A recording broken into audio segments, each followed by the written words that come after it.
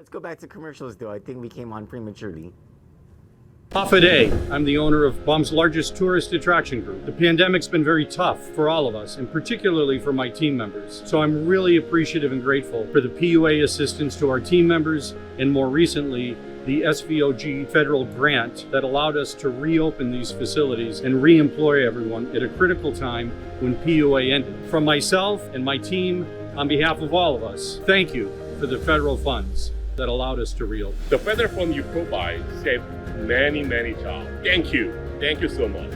We employ about 35 technicians for our shows. Thank you for the federal funds that kept us going. Thank you for helping with the federal funds. Thank you for the federal funds. Thank you for helping to save our jobs.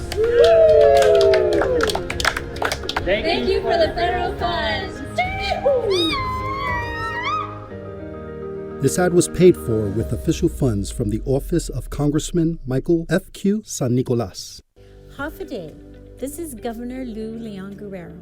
If you're struggling to pay rent and utilities because of the pandemic, your government can help. Our Emergency Rental Assistance Program provides direct relief to you. To date, over $6.9 million has helped over 1,500 households.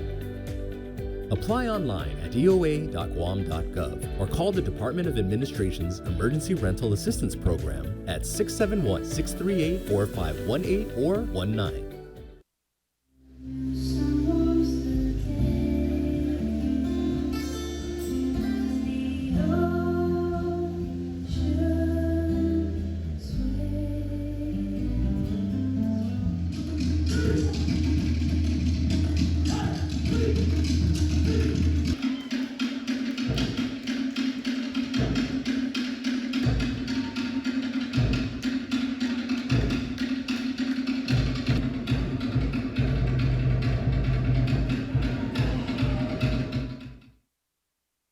Have you or a loved one been injured through medical negligence or substandard medical care?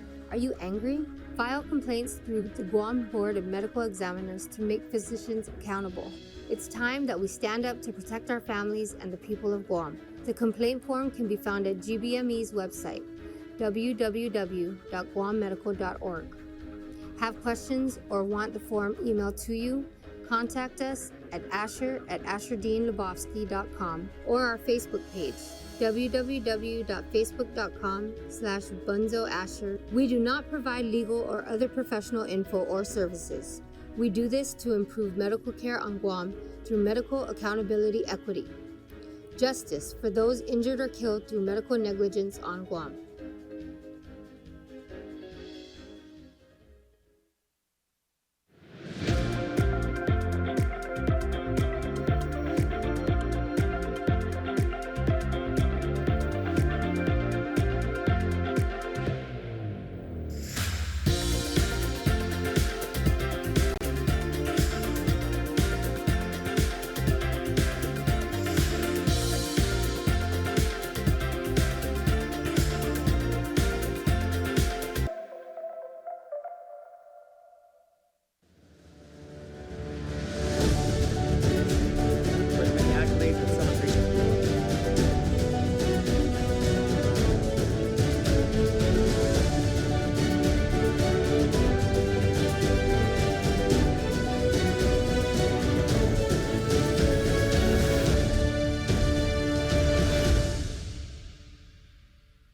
Hi again, I'm Troy Torres. It is Wednesday, February 16, just a little after 12:30 p.m.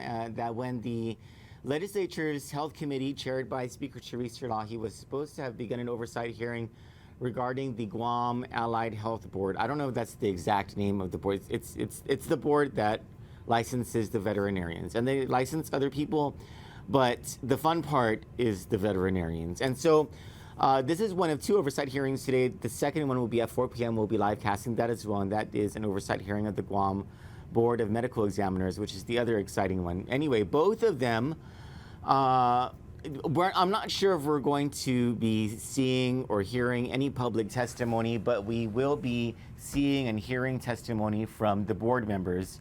And so this Allied Health Board, so for years and years, it's one of the most political boards on this island. for years and years and years, it has been embroiled in controversy kind of both ways. And, you might be familiar with the coverage over the years, way before Kandit. And it's coverage that started with complaints that were made against Wise Owl, Dr. Joseph, right? And then complaints that Dr. Joseph and Wise Owl made against the Allied Health Board. It culminated in, there was a raid, a local raid that was effectuated by, I believe it was the Department of Public Health. I think it was the Allied Health Board on behalf of the Department of Public Health or something like that. The Attorney General's office was involved. There was a raid of the Wise Owl facilities. Was it last year? Do you remember, Cello? Yeah. Was it last year? If it wasn't last year, then it was late in 2020. Anyway, this whole raid happened. It's just been contentious. Dr. Joseph has come before the Allied Health Board, I'm sorry, before the legislature a number of times to complain about the Allied Health Board and how it has treated him. And many of Dr. Joseph's former patients have also come before the legislature to complain about Dr. Joseph. Now, the ongoing controversies between the Allied Health Board and Dr. Joseph, that's just one controversy that the Allied Health Board has had to deal with. There are other controversies. And so one of the purposes of this oversight hearing today supposedly is for the Guam legislature to ask the Allied Health Board what in the hell is going on. And I can tell you what the hell is going on. It was the dumbest idea ever for the government of Guam to produce these professional licensing boards, have basically these people with lots of regulatory power regulate their own competition in the private sector. Let them do this unfettered, not have them abide by any sort of strict rules of conduct, procedure, ethics, etc. So you come to a point where boards like the Guam Allied Health Board, the Guam Board of Medical Examiners, the Board of Cosmetology, which is by far the most political out of all of the boards, screwing each other over in their own industries. This is essentially what it's come down to. And so we'll hear from this oversight hearing. While we're waiting for the oversight hearing to start, though, actually, let me just check. Stand by. Let me check if the legislature has started. Nothing yet, huh? They're late, eh? I called the Speaker's office, and it was about... The Speaker's office said that the reason that they didn't start at 12:30 is because an earlier hearing, I think it was Senator Ragel's committee, ended late, but I don't know. Let's see. Let's see where they're at. Not yet. So while we're waiting for this, I wanted to raise an issue. If I'm not mistaken, it was Friday. A few days ago, I sent an email to the Democratic senators because they are in the process of choosing a new legislative council since their original council, Ana Wampat Borja, she resigned, and so they've been needing a replacement. They've been using attorney Darlene Heighton, or Hitton, I think it's Heighton, for the past month or so. It's a temporary arrangement. So they're in the process of finding a new one. I believe there are 3 applicants. Among them is Ms. Heighton. So I sent an email to the Democratic senators, and I said something along, it was just a 2-sentence email. It was something along the lines of, are you aware that Attorney Heighton has multiple ongoing ethics complaints against her? And so I was sent, so apparently Ms. Heighton emailed or messaged the Democratic senators, and she said, stand by. Go ahead and put that first. No, the other one. The other picture. Yeah, I don't know if you can see what this says, but here, let me read this to you.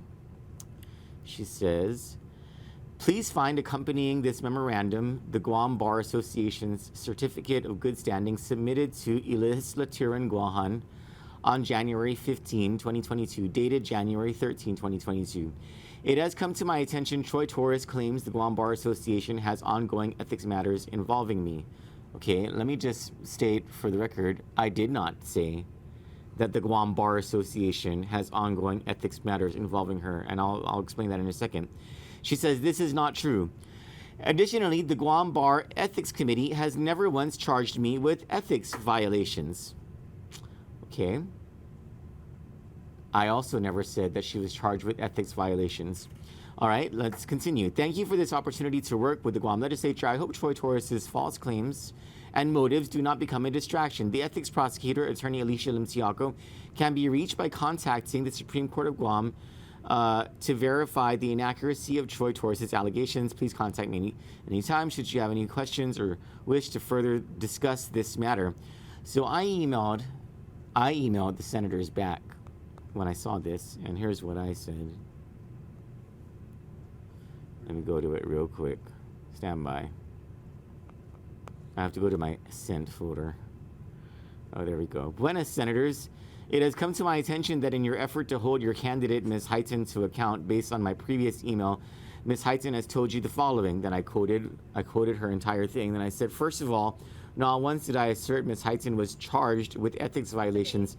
I said she has multiple ongoing ethics complaints against her, and that is the truth, unless at least the 11 ongoing complaints I am aware of were adjudicated between November and now, and the complainants were never informed by the Guam Supreme Court. Ms. Heighton gave you a certificate of good standing from the Guam Bar Association. That isn't where you should all be asking your questions. Recently, I found out when asking the bar for a status on my inquiry into an ethics matter against Hai Hyun that the long-standing practice of filing ethics complaints against lawyers moved from the Guam Bar Ethics Committee to an ethics prosecutor under the Supreme Court of Guam. See the image. Can you put up that image? This is I sent them this image of an email where they say exactly this, what I'm telling you. This is from the ethics prosecutor, Alicia Limtiaco herself, in an email dated just a few days ago about this change from the Guam Bar Association to the Office of Regulation Counsel within the Supreme Court of Guam. And Ms. Heighton, as an attorney, should know this, but instead of telling the senators about this, she just claimed that the Guam Bar Association has no pending matters against her, which is true, because the Guam Bar Association no longer handles these things. It's now the Supreme Court. So I go on to say, as set forth in Promulgation Order number 21-001-01, the Supreme Court of Guam has adopted the new Guam Rules of Lawyer Disciplinary Enforcement and Disability Proceedings, which became effective August 1, 2021. Matters before the former Guam Bar Ethics Committee and Office of the Ethics Prosecutor are now transferred to the Comprehensive Lawyer Regulatory System, which includes the Office of Regulation Counsel. I have personally seen correspondence between at least one of the 11 complainants with active complaints against Ms. Heighton and Alicia Limtiaco, the ethics prosecutor, from November 2021 regarding that active case. Ms. Heighton truthfully told you the Guam Bar Association has no ongoing ethics matter involving her. That's because it's no longer with the bar and now with the Office of Regulation Counsel. This is not some simple distraction, and while I have been many things in my life I'm not proud of, a liar isn't one of them. Please look further into this matter. Thank you for your time and kind consideration. I just want to say, why in the hell is it my responsibility or anyone else's responsibility but as senators to do their due diligence and look into the background of these people who they're trying to hire with taxpayer money? Anyway, that's me on my soapbox. Let's get to the hearing right now.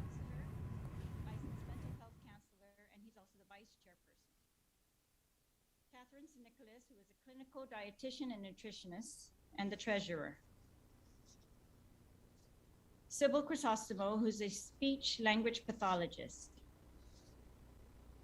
Dr. Greg Miller, who is a chiropractic member of the board.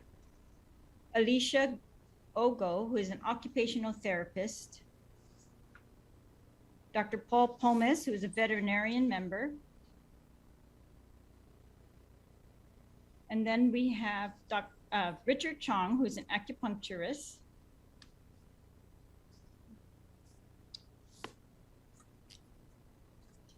And then thank you all for being present here today.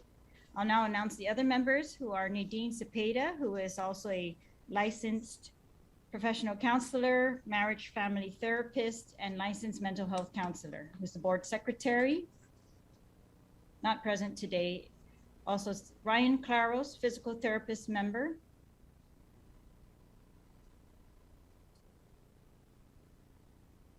Greg Cruz, who's a respiratory therapist member. Ray Tahaji, who's a physician assistant member, Dennis Triolo, who's the audiologist member, and there is one vacant position on this board, that is the podiatrist member. All right, again, thank you to those board members who are here today. I think it's very important that the public hear from you. So prior to the start of this hearing, thank you for waiting with us during the delay. We were swearing in all of the members of the board who are going to provide testimony. We also had a few technical difficulties. So everyone's been sworn in. So we also have some members of the public present with us today and members of the HPLO staff as well. All right, so this oversight hearing will focus on two items that I've tried to focus on are the board's procedures and discretion in licensing allied health practitioners with complaints in other jurisdictions, and the complaint investigation and hearing timeline updates to the complainants or the reporting entities. So section 12803C of Title 10 is the Allied Health Practice Act, and it outlines the powers and responsibilities of the board to evaluate professional performances of the applicants, issue or deny licenses, review and investigate reports and complaints, discipline licensees, enjoin violations or violators of the Allied Health Practice Act, establish appropriate fees and charges to include support of active and effective pursuit of its legal responsibilities. Section 12811 of Title 10 is relative to the acts of unprofessional conduct that shall result in disciplinary action. And these include, there's a list there of everything that the board shall deem unprofessional conduct. And this of course includes sexual conduct, battery, and assault. Section 12810 lists the grounds for denial or revocation of licenses that the board may use.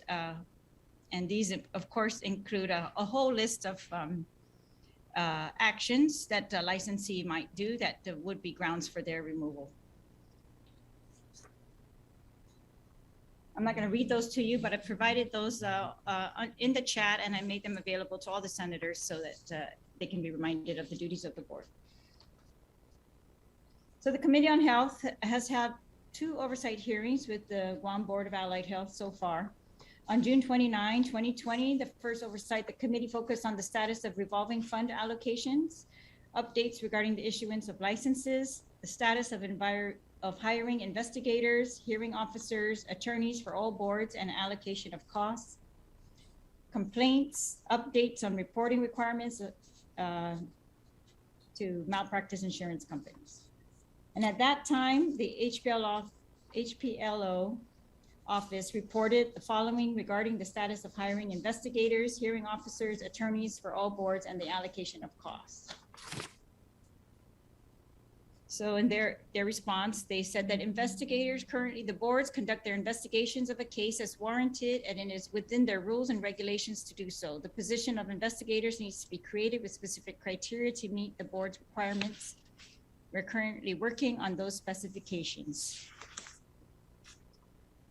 Attorneys, an RFQ was submitted recently. Both contracts for prosecuting attorney and hearing officer was awarded. And we will be submitting an RFP for full legal services for the boards for long term. On the second oversight on November 15, 2021, the committee focused on the status of FY 2022 revolving fund allocations and the FY 2021 expenditures, the investigation, review, and adjudication of complaints, and the status of rules and regulations and fees and schedules. We discovered that all board members are assigned cases to investigate. No complaints filed between the years of 2018 to 2020 had resulted in a hearing, an adjudication hearing. All boards are receiving the revenues that they've brought in, and so the money is available to them relative to the fees that they bring in. The HPLO has the ability to secure a prosecuting attorney and a hearing officer, positions that the HPLO administrator stated to be the most needed for the cases to move forward. HPLO has the ability to obtain review from off-island specialists at the board's discretion. Most of the boards are authorized by statute to promulgate rules and regulations. The Guam Board of Allied Health does have rules and regulations that are in need of updating, and they were working on that and close to finishing at the last oversight hearing in November 2021. In November 2021, the HPLO also confirmed that it had obtained a prosecuting attorney and hearing officer and was issuing an RFQ for those positions. Further confirmed that it was going to meet with the Commission on Healing Arts to review the establishment of an investigator and inspector position in-house and to establish position descriptions. We also discussed the possibility or the requirement in the administrative adjudication law that hearing officers be provided by the Attorney General's office. All right, so for this hearing and on February 9, 2022, the Committee on Health sent the following questions to each member of the Guam Board of Allied Health Examiners.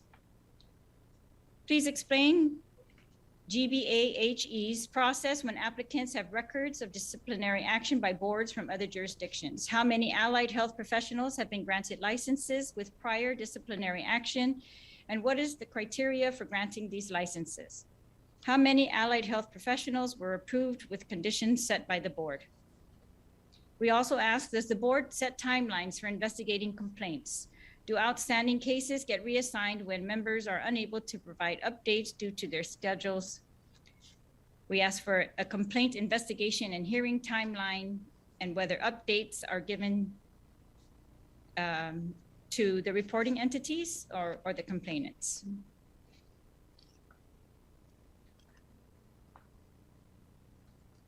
And how often they are updated. All right. And so with that said, we're going to begin with testimony from the Guam Board of Allied Health, beginning with the chairperson, Dr. Mamie Balahaja. Thank you, Speaker. I've submitted to you a written testimony as of late last night or early this morning.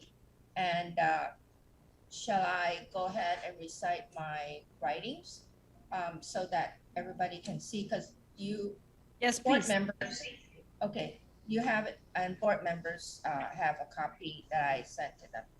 Okay, so in answering to the first question, for discussion purpose, initial new application generally assigned to the board member licensed in the same profession for review. If the board member is not able to review the application when all the required supportive documents are received, another board member in related profession is asked to do the review so that it's going to be ready for the next meeting. For example, for a new application for a licensed professional counselor, licensed mental health counselor, or marriage and family therapist, I would review any of these applications if board members representing these professions are unable to do so or are not available. This is so that the application is placed on the agenda for the next board meeting for expediency and without delay. When an application shows a record of disciplinary action from other jurisdictions, the reviewing board member immediately flags this to the attention of the chair and the legal counsel. Legal counsel is then alerted to vice and for action. This board is fortunate for not having to be confronted with application having a history of disciplinary problems. Throughout my tenure on this board, we encountered only one applicant who was approved for licensure in last year, 2021, with a prior disciplinary action. The applicant has a previous, quote, consent agreement for violating professional ethics, unquote. This applicant completed her 3 educational units dealing with ethics of multiple clients as required by the previous jurisdiction. Throughout my tenure on this board, there were 2 new applicants that were denied licensure. One applicant with a record of burglary in his younger years was denied licensure. One applicant who was practicing her profession without a Guam license for 1 year in a clinic on Guam was issued an immediate cease and desist order by the board's legal counsel to the applicant and the owner of the clinic. Only one licensee represented by an attorney was disciplined and penalty was issued. The prospect of the board granting licensure when an applicant has prior disciplinary action looks grim and depending on the severity of the violation, in my opinion. It would do good, however, for this board to study this issue and establish some criteria for consideration.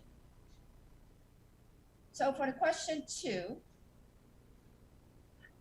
and the discussion is, when a complaint is received against a licensee, a letter is issued to the licensee attaching the complaint, requesting that the licensee reply within 10 working days. When no reply is received from the licensee, another letter is issued for the licensee to respond in 5 working days. If the licensee has procured an attorney, the legal counsel is then called upon to communicate with the licensee's attorney. As you're aware, the board do not have an investigator, inspector, prosecuting attorney, or hearing officer since May 14, 2015. When a previous Attorney General decided that the Office of the Attorney General was no longer able to provide the legal personnel for the board's cause. As such, some pending disciplinary cases were lingering and languishing since. Due to dismal budget allocated to the Health Professional License Office and procurement difficulties, board members have to take over the role of investigator and conference meetings with complainants and licensees being complained against. This does not include the board member assigned taking time out to write the reports. It is the desire of this board to complete a complaint as soon as possible. No formal hearing has taken place for 6 years by this board. When a complaint is received, a assigned board member, along with a legal counsel and sometimes include the HPLO administrator, meet the complainant and the licensee in separate meetings, of course, to gather information. A report is written up and a recommendation is presented to the board at the next board meeting for action. Complainant and the licensee are then given a letter to explain the board's action. When more information are provided, the complainant for an appeal of the initial decision of the board, another board member may be assigned to review one more time and submit his or her findings to the board for final action. As of date, there's no definite timeline for replying back to the complainant.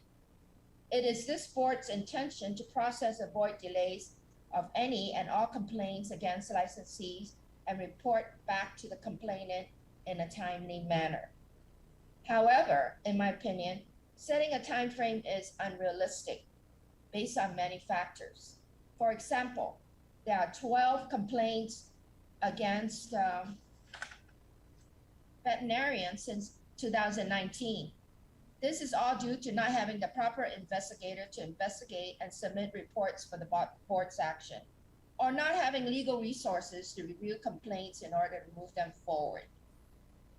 This concludes my writing and submit it to you and committee members. Thank you. Thank you very much, Dr. Balhaja, Madam Chair. All right, and I appreciate your testimony in writing this morning. So I did put that as part of our drive for senators to also have. I just want to follow up on as to the ability of the board to set fees and schedules, a fee schedule that is necessary to cover whatever other additional costs you feel you need. Is there a fee schedule being worked on or updated, or are you going to proceed with the current fee schedule? Madam Speaker, the fee schedule has been looked at, talked about, mulled over, and is going to be presented to you in the package with the rules that we're about to accomplish shortly. The fee schedule will definitely be an increase. currently the fee schedule collected by all licensees is not enough even to lease a copy machine. So that's going to come about in the very near future, within the month, on the fee schedule. Yes, we have worked and we have proposed, and we are going to present it to your committee and for yourself for review. All right, and I appreciate your outlining the time frame of response to complaints or actions on the complaints. And from your recent agenda, for the board's recent agenda, it appears there are 13 cases outstanding from 2015 and 2017 pending investigators, and all of these are against veterinarians. And there are 3 cases pending from 2019.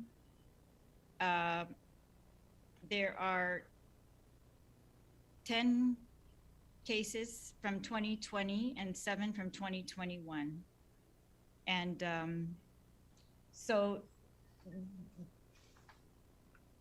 I guess if you could just, I understand that veterinarians, that you've said in your testimony that all the cases against veterinarians are pending an investigator.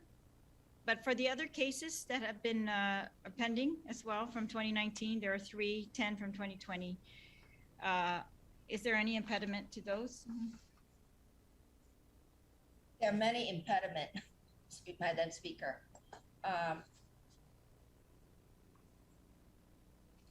The veterinarian, we are procuring off-island veterinarian because there's a conflict of interest with the current board member, and we don't want, as the case starts, that we don't want any complaint that there's a conflict of interest. So that is being looked at from off-island, a veterinarian from off-island to look at. And once the review has been submitted to HPLO, then we will decide whether to schedule for hearing or not, pending legal counsel's advice to those cases. Now, Right. Other cases that pending is that we need to continue investigation, and there are several that has already been, let's say, closed, but but those numbers that have been is because either we're procuring or finding off-island individuals to look at it, or we're still in the process of interviewing individuals that complain in, and also getting a report from the licensee. A couple of cases involve obtaining medical records, and that has been a little bit delayed. We have not received it as of yet. So that cannot move on without having the required and proper document for review. All right, I'm sorry, let's be more specific. So like I said, from 2015 to 2020, there are 13 cases pending against a veterinarian or veterinarians. So those are all on hold pending investigator, but you said you're procuring the investigator from off-island. There are 3 cases against a respiratory therapist in 2020, September 2020. What is the impediment to those?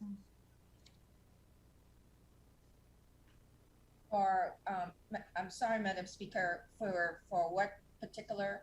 Respiratory therapist, September 2020, there are 3 cases still pending. Okay, yeah.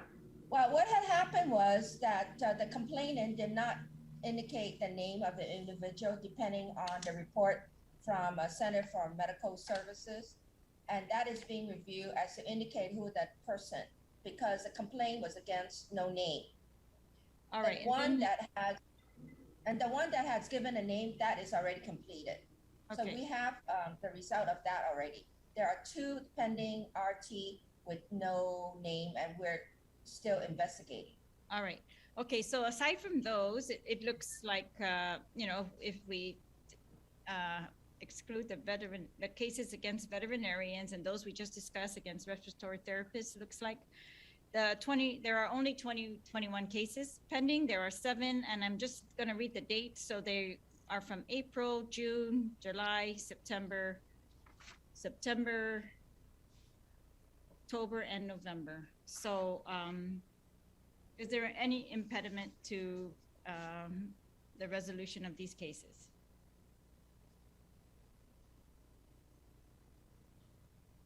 Or do you expect them to be completed?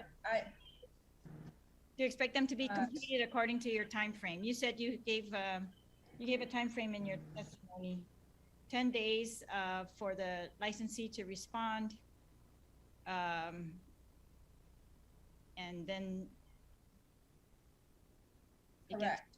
Let me go through this on the listing that I have, Madam Speaker. On the chiropractor, I think that is being investigated by our chiropractor board member. Yeah, and I don't want to necessarily talk about each individual case. I just want to know, for these cases that are pending for 2021, is there any impediment to your timely review of them? They've been assigned investigators, and then you're supposed to come back to the board. So I just want to know if there's any impediment to that. I don't believe there's any impediment I don't think so, but we're still waiting for individual to put in their time into hurry up with the case and write it up. Okay, you mean the individual board members? That's correct. Okay. All right, thank you. And for the pending cases, have licenses been renewed for all of these licensees? Yes, they've been renewed. Before they've been renewed in March as of the deadline 2021, because that is the deadline set last year for renewal. But some of the cases prior, yes, all of them have been renewed. All right, but it is within the jurisdiction of the board to hold renewal of licensees pending investigation of these complaints? No, it is not the practice of the board to do so. Is it within your power?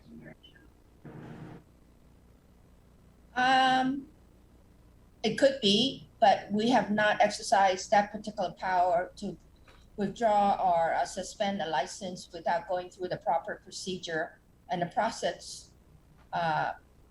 So all in all is that none of them has been withhold the license to practice. All right. Have you approved any licenses with conditions? No, we've not, according to my memory. All right. Okay, I'd like to ask the other board members if they have anything that they'd like to ask, how this hearing works. So I'd like to ask you if you have anything else you'd like to add, particularly as to your, use of discretion in reviewing license applications, in reviewing complaints, and exercising your discretion in those areas. And after that, I'm going to ask my colleagues if they have any questions for any of you. I guess I'll begin with the Vice Chair, Mr. Pereda. Is there anything you'd like to add? I'm not sure what to add. I think Mamie pretty much summarized the process that the board undertakes whenever it receives any kind of complaint from the public. We respond in an expeditious manner to see that we can resolve these complaints as soon as possible. But as you know, we do have hindrances in terms of lack of resources, and this often delays that process. But we do the best we can given our resources. Can you be specific? What do you mean lack of resources is delaying your process? Well, we don't have a current investigator, for example. And if a board member has to do the investigation, then that often is a problem because it has to be determined whether the board member can act appropriately in terms of being impartial and no conflict of interest. And if there is a conflict of interest, then that board member can no longer be involved in that case. Fortunately, that rarely happens. That doesn't happen too often, but that's a problem. The other thing is, in addition to the investigator, we often don't have the necessary resources to fully investigate these cases in terms of the needed help or assistance that we need. And so this often delays that process. Well, I'm hoping that that's being resolved. We see now that you're able to obtain investigators from off island. We've seen the other boards also do that. We've talked to HPLO, who said that they were also going to try to establish a position within HPLO as an investigator. And so I hope that you as board members will follow up with that and make that an urgent priority. But thank you, Mr. Pareda. Dr. Miller? Yes, Madam Speaker. Is there anything else you'd like to add to the testimony by the board? I think Dr. Malahaja and Mr. Pareda are covering it really well. I'd just like to add that just the busyness of our Assistant Attorney General, he was just in trial representing the board and the medical board at the same time for a lawsuit. So that's where some of these complaints just got pushed back because it was just a lack of manpower from the AG's office too. But I'd like to see a system where rather than getting deep into legal action, we can just sit down with these complainants and then the licensees and just try to work it out. But there's always a legal issue, you know, like for instance, if I was to go and talk to a chiropractor and say, hey, we're hearing this, I have to make sure that I have the proper training from the AG to make sure I don't compromise anything legally. So I think that's probably where part of the problem is. Like, for instance, the current complaint against the chiropractors, actually 2 chiropractors involved, I think can be resolved pretty quickly. And I think we can get it resolved pretty quickly just by sitting down and talking rather than going through a whole filing you know, a lawsuit or something like that. Okay, thank you. Thank you. I look forward to that and the rules and regulations, perhaps that that type of procedure is addressed so that it's consistent. Mr. Chong?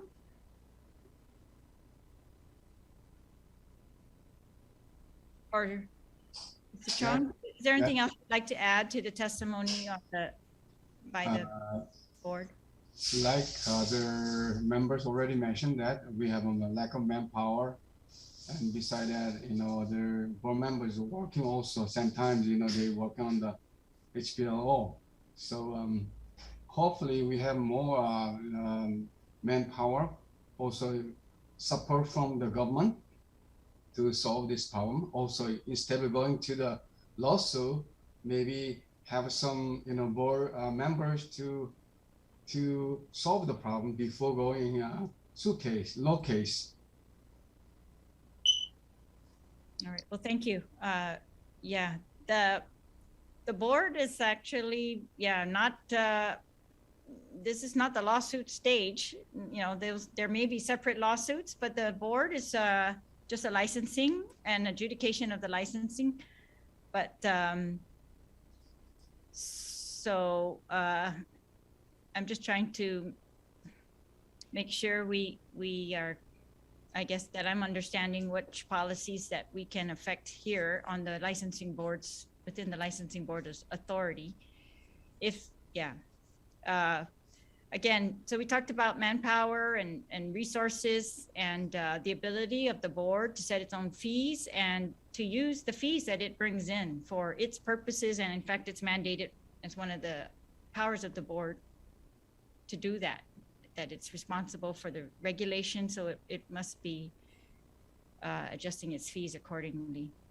But Mr. Chong, government support, maybe if you could just clarify a little bit more what you mean by that. Mm-hmm.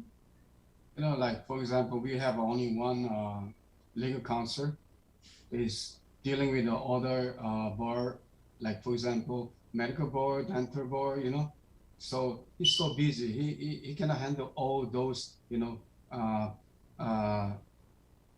all.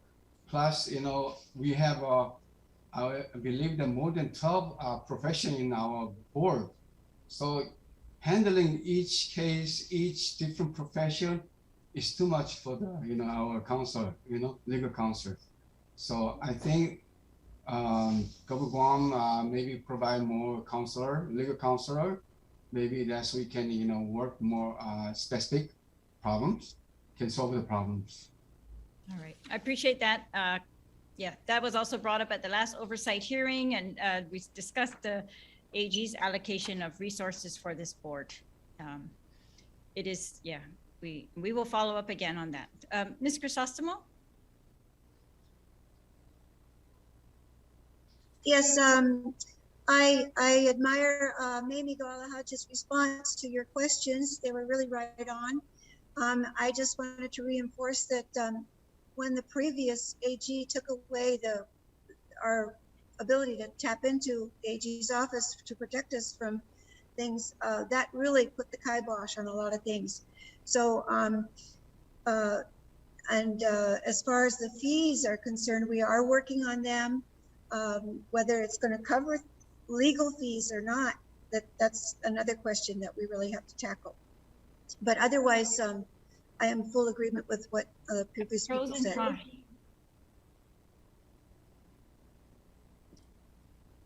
Thank you. Thank you. I think I was frozen for a while there, but thank you very much, Ms. Crisostomo. I heard your testimony. And all right, I think I've got all the board members. Unless there's any there with you, Mamie? No? Okay, so I will now like to open it for my colleagues, and after that we will hear from one of the public who signed up to testify, Mr. Lebowski. But right now I'll ask my colleagues if they have questions for the board. Beginning with the Vice Chair, Senator Perez. That's Masi, Madam Speaker. Yeah, I'm just listening to all the recommendations, and I know from the last hearing there was the issue with getting some, I guess, attorney to hear the complaints, and so I see there is some progress in that, and I think definitely want to support that. I guess the question I have is, what are the SOPs currently in regards to handling complaints, and do you think that there's a need to update the laws in addition to the regulations? Do you see there's a need to update laws? For instance, you had a complainant where they didn't mention who the professional was. I mean, do you see us helping out in modifying any of the statutes currently? This can go for Dr. Balhaja and any of the members. Yes, Senator Perez. To answer your question, that is being worked on feverishly. We have many work group, and we're doing another one Friday. So on items that has been worked on, and the fee schedule has been already done.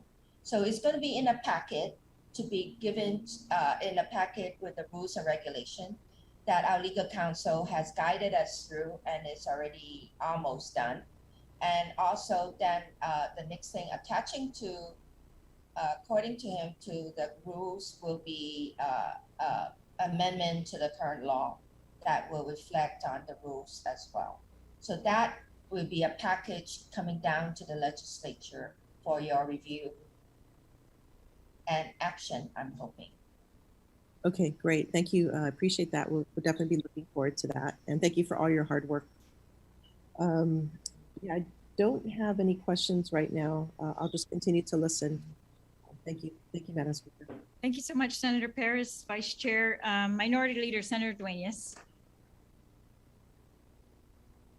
Masi, Madam Chair, and once again, thank you to everyone who's present today. Yeah, I mean, obviously there has been, quite a bit of media coverage on this issue, on these issues, and I think it's important that following on what Senator Perez and, of course, the questions that have been answered that have been submitted by the committee, I think the issue of investigators and the ability to do this process efficiently is something that's of utmost importance. I'm hearing that we're waiting on the fee schedule and the like, but I don't know that that gives, a strong level of comfort from those who may be needing the services of the board. So I guess I would just ask straight away. I mean, it seems like we're in the budget process. It seems like it might make sense to give you the resources you need to operate efficiently pending, that opportunity. Chairwoman Balahaje, could you address that? If that's the impediment, I really think that we need to move forward and do more in this area instead of waiting on the fee schedule. Yes, Senator. You're correct. I think that with the assistant and looking the importance of all the boards, not just the Allied Health Board, and HPLO is very important to this island. It's just that it's just one of the many government Guam agency try to serve the public. And the main reason why we all exist is protect the public. And I think that, and to say with the resources we have, it's far from protecting the public because of lack of resources. One thing the legislature can do is to appropriate certain amount to the Office of HPLO for the purpose of supporting all the board's duties and responsibilities as required by law. I can tell you that even with the fee schedule that we have worked on and will be submitted, that's still only comprised with a small percentage of the operation of this office, the HPLO office. And our treasurer had worked on the Treasury report, and what she found was that the Guam Board of Allied Health Examiners bringing in the money only is 13% of the operation, overall operation of the Allied Health, of the Health Professional Licensing Office. So there has to be some working into how to make this HPLO into a viable and resourceful agency to protect the public, because they are, in a sense, protecting the public when they're able to support all the boards. So when it comes to the budget, I'm talking about all the boards. I'm not talking about just Guam Board of Allied Health. We just want a small fraction of overall boards, right? So that has been, I've been struggling with this, actually, to tell you the truth, for many years. And it's still, I don't know. I mean, I have no authority to if I may, I mean, we're talking about licensure, right? I mean, you're right, Mamie, in terms of other boards, but most of the other boards utilize the institution because that's the assets that they have. An airport board has, all the assets of the institution. Guam Housing has all the assets of the institution. With your board, I'm a little concerned because it sounds like what's been happening is that it's been relying on the membership of the board, and it seems like a collateral duty to those people who really have busy lives otherwise. And it just seems like if we're going to have this expectation, and the public's going to have this expectation that, the ability to police and licensure is key to anything, right, in the profession.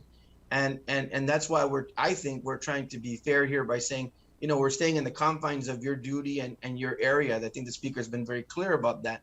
But I think that if it's going to, I would like to look at other models that would be hard pressed to find other models whereby you really have a collateral duty to the board to do this investigating and all this requirement to come out with findings and the like to address, whether or not licensure is going to be continued or even investigation. So I'm a little concerned about that. And I want to make sure that, I want to hear from every board member, really, honestly. My only key question I have is, do you feel that this process is, you're equipped to do your job, and is it really fair and comparable in other jurisdictions to really have this collateral duty aside from addressing licensure when a proposed an application's come before you have to do whatever due diligence to make that decision. This investigation and recommendations for renewal, in my humble opinion, just seems a lot without the investigator or engaters. plural, to make this an efficient, proper process. So I'd like to hear from each board member whether or not you feel as though this is currently doable under the current circumstances. Senator Duenas, let me plug in. I'm referring to all boards means only the licensure boards within the health professional licensing office. I'm not referring to other boards and commissions, that are autonomous, just all the licensing boards, health licensing boards. Yes, I'm glad you brought this up because I think that this put a compromise and a problem for board members when they have to do the investigating of complaints. I'll give you an example for me. I'm doing the investigation. I will not be voting on the disposition of the complaint or the case. So that put one vote behind. So I don't know what to say. I think that it puts a lot of work, a lot of burden on us, on members, board members, having to do multiple tasks and to present for a justified action or opinion into the case. The one thing that I think that is we're fortunate is that we have a legal counsel who is really, really dedicated with experience in helping boards in the past and currently for many years. And so he's been guiding us into a direction that avoid any mishap or another lawsuit or whatever. So, but yes, we are overtasked. The office here at Impartial is overtasked because we don't have the resources. So a staff member have to take at least 2 boards or several other boards. And we're a big board. Medical board is a big board. Other boards are pretty big. So you're talking about handling all the health professionals on the island. So I don't know what to say, except that being that we are committed to providing a licensure in the best means and vetting applicants, we're doing the best we can. Yeah, Madam Speaker, I don't want to take up much more time. Of course, I'm sure there's our other questions if any other member wants to jump in, but I think we really have to take a look at this. If and maybe even just a peer review against another similar jurisdiction, with similar size and medical professionals and the investigative capabilities and the like, because it just seems like, that has to be a very strong part of what's going on. And I like the fact that you mentioned that your legal counsel now is guiding you and giving you the proper assistance. That has to be paramount within the work that you have to do. And so I just look forward to working with the committee a little closer on, if we know already that the fee schedule is designed to establish, the strength within the organization, and as you said, maybe throughout the entire organization as a whole and the different boards, if that's the case, well, we may have to bridge that gap to make sure that caseloads are handled properly, it's done, and do something in the meantime to give the public the confidence that the review is there. And so just one other question, maybe, there's been a lot of discussion, and I just want to get it from the board perspective. There's been a lot of discussion on public participation. Is that a case-by-case basis, or it's how you handle your meetings in terms of as per the protocols? How does it work with public participation when the meetings are held? There is, which is that? Oh, the meetings. We, in our agenda, we have not put public participation while we're doing face-to-face in the past, that individual attend the board meeting. They're acknowledged by me to give to give their comments or concerns that may have. So there is the staff are giving me the policy governing to address the board. They submit a request to the board, and we will acknowledge it. But currently, because of the streaming and Zooming, the limited time, they are not. But they can put it in writing to our attention, and we will answer that. Okay. Yeah. Okay. You Yeah. I can just wanted. September. Yeah. Yeah. I just think Right. it's important. Yeah. Since it's come up and it's it's something that the public is discussing.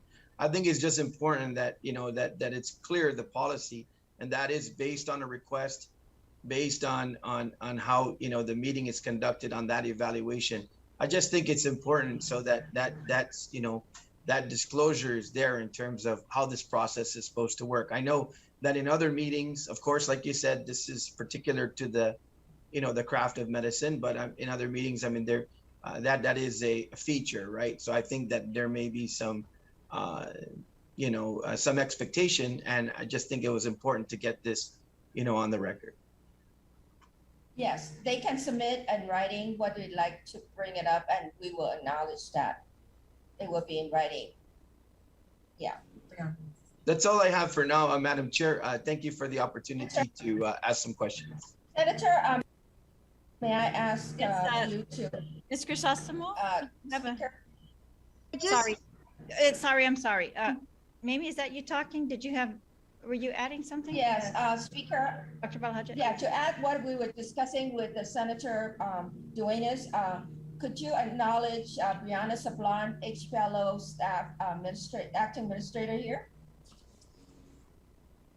Sure. Let me get to Sybil Crisostomo first. She's had her hand up. Ms. Crisostomo, member of the board. Yes, I also would like to request that many, many years ago, well, in our law, it says that the funds go into a general fund for the board.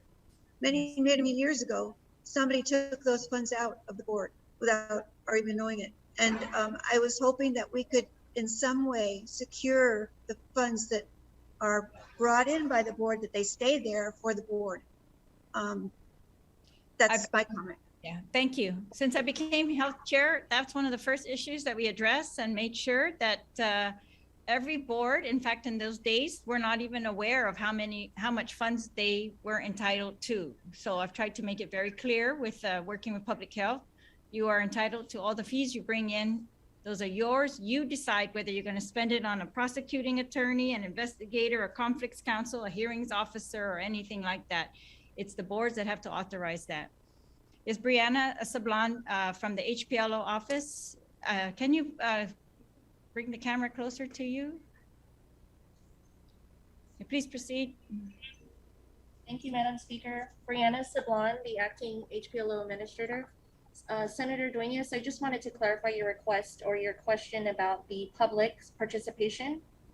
With the newly implemented Public Law 36-34 that mandated the posting or advertising of our publication, our board meeting agenda. With that, we have an internal policy that requires the public to request in writing, to write a request in writing for any participation in the meeting. So I wanted that, we are able to address the public, but we would like it in writing so that the board will have that for review and approval prior to the meeting.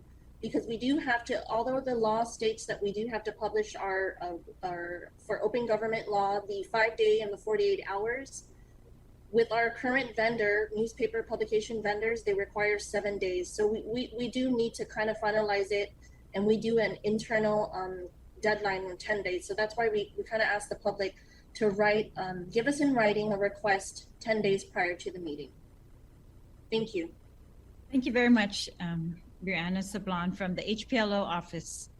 All right, now I'm going to recognize Senator Taitigui. You're recognized. Thank you, Madam Chair, and thank you to the HPLO board members that are here today. Appreciate it. And I guess that answered my question. Ms. Sablan, I was wondering who was the administrator or the assistants from Public Health to assist the HPLO office.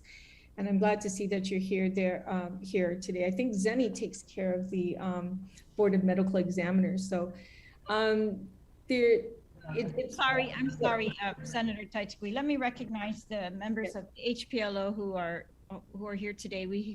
So Zenia C. Pacina, she is the administrator of the HPLO office, Health Professional Licensing Office. Brianna Sablan is the acting HPLO administrator today, I believe. And Rosemary Carmen is the HPLO staff. Sienna Galindo is another HPLO staff. And they also have attorney Robert Weinberg, who's an assistant attorney general as the board's legal counsel for all of the licensing boards. Thank you so much. Thank you, Madam Chair, for that information. So, Memi, when was the last time the rules and regulations and fee was adjusted? I'm sorry to inform you, Senator, it was in December 1998. 1998? Yes. Is there anything in the rules or regulations to require the board to revisit it, rules, regulations, and fees within a certain time period? I think it's within the statute that said so. We did try it about 2-3 years ago. There was a lot of opposition to fee increase, and we were told that what is the money used for? So out of that, legal counsel advised us to establish a position of treasurer among the board members with all boards so that they can work and look into it as to how to go about establishing fee schedule. And the fee schedule, we looked at board member was assigned, Sybil Crisostomo, board member assigned to look at other jurisdictions as to what are the fees and renewal fees for each of the profession that we regulate. So the fees were based on those criteria as well, and how other jurisdiction collects. Okay, but is there anything, Memi, in the Memi or Balahaja? It's easier to say Balahaja than it's Memi. Memi. Is there anything in the law that indicates the board's requirement to revisit rules and regulations and fee, like every 5 years, every 10 years, like that? No, there's no indicating on exact years. It's just that that the board is given the authority to promulgate rules and establish fee schedule. Okay. Amy, what about any federal regulations that's required in this type of line of profession that you follow? Is there anything that you have to incorporate into the body when it comes to renewals or even licensures that you looked at the federal regulations or even reports from other jurisdictions when you're reviewing an applicant? I can talk about clinical psychology because I have reports from American Psychological Association with the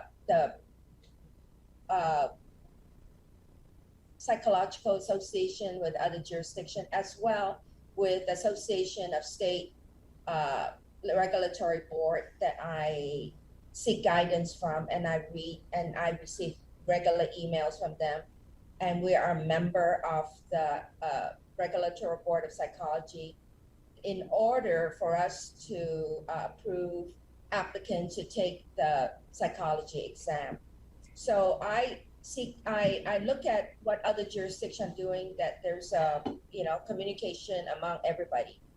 Mm-hmm. So we always look at other jurisdiction and guidance, perhaps in the Region 9 area, which is Hawaii, California, Oregon, Washington, what they're doing as well. Okay. Well, maybe it doesn't mean only them. Yeah. Maybe I can ask Ms. Sablan from HPLO office with regards to, are you familiar with any type of federal, guidance or reports that you can look like a data bank when reviewing licensures or renewals? Is there a guidance that you follow? Sorry. This is for Ms. Sablan, HPLO office. You have a database. Maybe just talk about now on the psychologist side of it, the spectrum. but you cover all kinds of everything from chiropractors to acupuncturists to other entity, nursing home facilities, things like that. Senator Tidegway? Yes, yes. This is Zena. Actually, Brianna is acting HBO administrator since I was detailed as the chief public health officer. Hi, Zena. I didn't recognize you. But I can answer that question. So the office staff at HBLO doesn't obtain that information. They do obtain that information, but they do not provide that information to the board members. The board members are responsible for their regulations, rules and regulations based on federal and local laws. So as much as the HBLO, we provide them resources available to them to make those decisions if changes are needed to be made within their purview, within their specialty. So each of their specialties is actually responsible to look at what federal guidelines are established and new laws that are out there in their profession, and then make those changes accordingly. Of course, in a collaboration with the legislature, since we need to vet that through you guys, through the senators. It was Senator Paris that brought up the SOPs, which I thought was very important to bring up. While you're moving toward rules and regulations, that there is a standard operating procedure in place right now, and one of them is to review the applicants thoroughly, not just on Guam but abroad too as well. So that answers the background. So 1998 was the last time. Are you having any problems, maybe with hiring investigators, or is it a funding issue? I think it's a funding issue. Okay, so there's no issue on that. Okay. Working on the rules and my last question, Madam Chair. Working on the rules and regulations, are you engaged with the Attorney General's office? I've noticed in one board, what they're doing, I think it's the social workers, what they're doing is they're putting all their rules and regulations together without interruption of an attorney, because it can get very combobulated and their mind is off somewhere else. But are you working just on these rules and regulations without the Attorney General, and then once that's completed, you provide it to the Attorney General, or is it in tandem? No, Senator, we are working very, very, very closely with our legal counsel, who's providing the guidance and who's actually the keeper of all the notes and all the agreement as to what it is from each of our board members. So he's our guiding person into doing that, and I think that will be a little bit lost without his guidance and informing us what is how to go about writing in a language that will be acceptable. So yes, we are working very closely with him. Well, okay, thank you, Mimi, for that. And I think we need to light a fire under somebody's feet, because what you said, you've been working on this for how many years? And the last time it was changed was in 1998.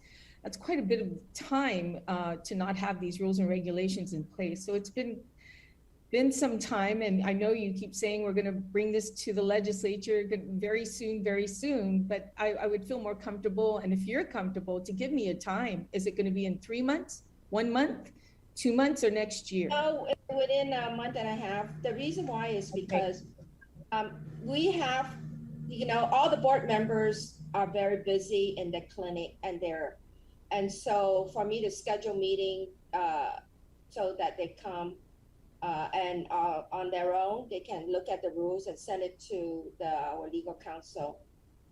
I'm sorry that it takes so long. I think that is incredible that it took so long to do, is because the task is something that you really have to encourage and push board members to participate, that they contribute their own profession in this whole document. It is not the same like a particular, like a social work board, a medical board, that is just one concentration of a profession. We're talking about 15 boards into one entity. So that little bit difficult. I understand the difficulty in it, and I appreciate all the hard work that everybody puts in and your time spent on it. But it really needs to be done because it may address some of the issues and concerns they have in the public on how to move forward to bring complaints toward the board. So thank you, Mimi, and to the board again for being here, and of course to the HPLO office for all your hard work. Thank you, Madam Speaker. Thank you, Senator Taitzigui. Senator Frank Blas Jr., you are recognized. Thank you, Madam Speaker, and thank you to all the board members that are here. I listen intently the different issues, and there's a couple of questions. First off, I'm a little uneasy in as far as how long it's been taking for things to move forward, and recognizing the enormity and the size of the board in itself. And maybe, you know, the makeup of the board was good at the time that it was made up. Have we gone past that, or have we evolved into now the necessity to actually, for lack of a better term, maybe break up the board into, you know, more tighter or more aligned disciplines than it is now to help alleviate, or, you know, some of the concerns? I mean, I've heard many discussions before from many of the professionals that actually align or have to adhere or, you know, be a part of this board, with Allied Health Board, and sometimes it's like, okay, you know, as a veterinarian, I'm going to rely on a cosmetologist to make the decision for me, or, you know, as a chiropractor, I'm going to have another individual who knows nothing about my profession to be able to make decisions. So I guess it's an open question to the board members. Is this something that, in looking at possibly now breaking up this board and then creating now boards that are more aligned to the disciplines, is it time, or is it necessary? And I'll open it up. Dr. Miller. There's a couple of ways that the board could probably operate more efficiently. For instance, there's been talk of the podiatrists and the physician's assistants to move over to the medical board because their surgical arts, it seems like a good place for them. Matter of fact, in the 90s, we also licensed the osteopathic physicians, and they finally got moved over to the medical board. Downside of that, I'm not sure the podiatrists want to be on the medical board. That's just a political issue. There was another idea too, is that we have enough licenses in the psychological arts, so the 3 counseling professions and then clinical psychology, for them to start their own board. On the other side of the issue, we have several small professions. Like, we could not have a podiatry board because there's only 4 podiatrists currently on Guam. I might be wrong, there might be 5, but that's not enough to make a board. And so, same with acupuncture, there's probably less than 15 acupuncturists right now. We have maybe just 12 chiropractors. So it would be nice to have our own board, like as a chiropractor, but at the same time, it's just not practical, you know? And then that's one way, but if you were to break up the board, I'm not quite sure what you'd be able to do and how that would reflect with the HPLO. Would you just triple their load, or would you have to go back and redo rules and regulations? Because we have general rules and regulations that apply to all 15 boards. Then you have specific rules and regulations for each of the professions. So that would probably create a bit of havoc if you broke the whole board up. But yeah, moving some of the professions around might be a good idea. The big professions, like I just said, psychology could, I think, support their own board. So that's one idea. Okay. You know, and I bring this up because, again, how many different professions are governed by this board? I believe 15. Is that right, Madam Chair? 15. Amy? Okay. Yeah. Yeah. So yeah, you know, Dr. Miller, you bring up a point, and as far as, you know, it may be impractical to be able to break up some of this membership based on discipline or a specific discipline, because there may not be enough practitioners to be governed by a board. However, if there was a way to be able to categorize the different disciplines into more specific areas, this is up for discussion. I'm just listening to issues, and quite honestly, these are some of the issues that I remember that existed when I was the health chair, back in the 29th Guam legislature. Okay. And there were strides and there were things that obviously that we were working on back then, that were put in place. But again, as the decade has passed, because it's been more than a decade since then, some of the issues unfortunately still remain unresolved. They still look like they're unresolved, and some issues are new ones based on now the expansion, and basically the disciplines that exist.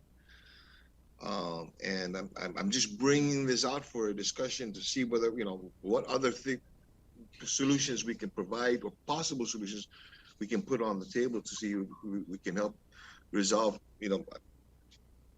the issue that exists today. So I thank you very much, Dr. Miller, on that. You're welcome. Dr. Mamie, you had something that you wanted to say? Yeah, Senator, I think the composition of all the boards currently under Allied Health have been, yes, you're correct, have been talked about and mulled about for many years. Mm-hmm. But in my opinion, right now, we have no resources to support all the means to function, for all the boards to function properly and according to the law. And HPLO needs a lot more resources than what they have right now. Going back to the number of boards, the reason why this was all put together as Allied Health, because some discipline or some profession only have a few people. Sure. So to make them a board is like having all the licensee in one profession to be board members. How many are you supposed to have to make a board member? At least 3, right? To be not 2, but at least 3. I'm just assuming, okay? So that's like all of them, or half of the whole population of that profession. So that is a problem. Another, on top of that, is that the current law says that you cannot have a board when there's less than 10 licensees in the profession. Okay, and that particular section could be looked at if the legislature desired to break up the board. But as of right now, I don't advise to be so. The problem is not the board, professions of the board, is the resources necessary to support the boards and giving resources to HPLO. That's my opinion. And let me talk about psychology. There are currently 18 licensed. Half of them are off island. They're renewing. They don't practice on Guam. They were on Guam, but half of them are off island licensee, continue to want to have a Guam license. Having a Guam license, could be very attractive to other licensee off island. You know what I mean? Oh, I'm licensed on Guam. So that would be a problem. But I think to break up the boards might be a good idea. Currently with LPC, the Licensed Professional Counselor, there's like 70 some people. There's 70 some licensees, so that's quite a bit to handle. But Vince Pereda and Nadine Cepeda and that profession and myself, we help each other into looking at applications. So that has not been a problem. Vince, you want to say something? I'm sorry, I'm not supposed to. No, that's just fine. Thank you. Mr. Brett? No, the only thing I'd like to add with that is I represent the counselors, and currently the board licenses 3 types of counselors: licensed professional counselors, licensed mental health counselors, and licensed marriage and family therapists. Now, collectively, we total about, like Mamie said, about 70 people that are licensed counselors under those 3 separate categories. So if you're going to take a look at the numbers in terms of justifying a separate board, I certainly believe that the counselors can have its own board because we have the numbers. there was also another discussion that was made earlier that why not somehow merge the social work board with the counselor board, because a lot of the functions of the counselors are very similar to the social workers. Clinical social workers do the same counseling as the counselors under Board of Allied Health. And so why not consider some type of merger? That's been one discussion. So there has been discussions in the past about creating a separate board for the counselors because of the numbers. Okay, well, thank you, and I appreciate it. And the reason why I bring this up, and please, I mean no offense to anybody, but my concern is, and I'm very interested in the conversations that we're having and the questions and answers that that are taking place here. And the one question that came to my mind is, if we didn't have this hearing, how would this have been brought to light so that we can recognize just the enormity of the issue, because it is problematic. And so my concern is, if we didn't have this hearing, when were we going to know about this, and what was being done to be able to address it, from the executive branch level? So I'm going to continue to listen and to hear, and I appreciate the conversations. Again, as the one-time chair many years ago, over a decade ago, for this, and to hear that some of these issues continue to exist. Maybe let's look at other options that we failed or we refused to put on the table, and let's look at it now. One of them being, maybe it's time that some of those disciplines that are being governed by this board, maybe it's time you go off on your own now, and so that we have a more manageable board, so that maybe in as far as some of the issues and the concerns that you have, it can be more focused, based on who these disciplines are and these that are governed by this board. Thank you very much, Madam Chair, Madam Speaker. Very much. I'll continue to listen. Thank you very much, Senator Blas. Senator Joanne Brown, you are recognized. Thank you very much, Madam Chair. I certainly also appreciate the discussion, but I kind of concur with the points raised by Senator Blas. This has been a long-standing issue, and I hate to think that the only reason it's being brought to light is because there's public discussion about complaints being made in the community, and yet, there's a feeling that they're not getting the response or things done in a timely manner. I don't know what the configurations of the boards will be best. I guess maybe we could look at that. I mean, we want to make sure they have the resources, but I understand. I mean, May Belha just brought up the fact that everybody's busy and understandable, the type of work that they do and the demand for their services. Yet at the same time, we require that the Allied Board exist for a specific purpose. And those purposes are all related to the work that everyone is busy doing. So I think we certainly would want some comfort level moving forward that those key issues be addressed. I mean, I'm glad to hear they have an Assistant Attorney General that's working with them.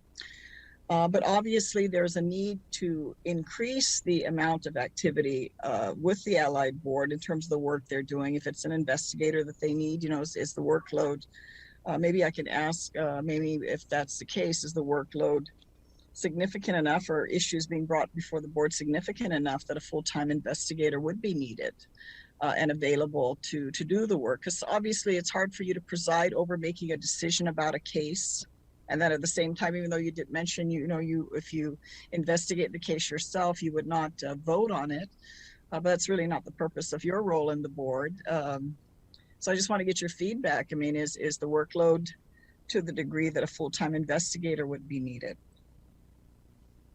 Yes, Senator Brown, thank you. Yes, in my opinion, it is a full-time investigator is required for the office here. And I'm talking about that would be enough work for not only Allied Health, but the other boards. And you currently do have one now, or is it just if an issue comes up, you as a board member, or maybe gets assigned to another board member that might have a specialty in a particular area to perform the investigation work? How is that addressed? Or how has that been addressed? Right now, the investigator is being assigned to who would be, if there's a conflict of interest in a particular board member, then usually I take over and decide. be, but mostly I would assist in expediting complaints.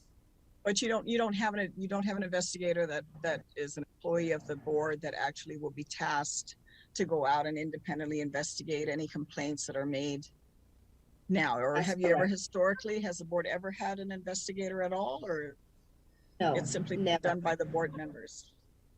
If I can that's recall, okay. No, I appreciate that. I mean, I think that's something, I mean, you know, we've recently heard about the appeals board and the issues there, unfortunately, but you know, the appeals board has a full-time investigator to address those licensing requirements for those professionals. So maybe that's something that can be looked at. I mean, nobody wants to see increased fees, but I think to protect the interests of the profession as well, you know, that might be worth it, is to address that. Nobody wants to, I don't like addressing increased fees, but you know, long term, especially if you end up, right, you, not you in particular, but you know, let's say I was a medical professional and a complaint gets raised against me.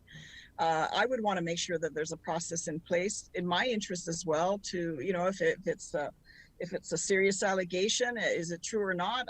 I'm going to want to see that be addressed and reach some conclusion as well, because you know, if that's my profession and my reputation is dependent upon that for my patients, I would, you know, want that done properly. And also if I'm a member of the community and I'm filing a complaint because of something that, you know, I may not have thought was proper, professional with a medical doctor or someone that I was dealing with as a, you know, being a patient, I would want to know what the recourse is and what the resolution is to that. And you know, you're assuming, and we're assuming, that people will make a complaint because they have a legitimate concern or reason. You know, you won't think that people would do it just to get back at someone, or they're upset with somebody, and you know, that they would, but people do that. You know, that's the reality. That's the sad reality out there. It does happen.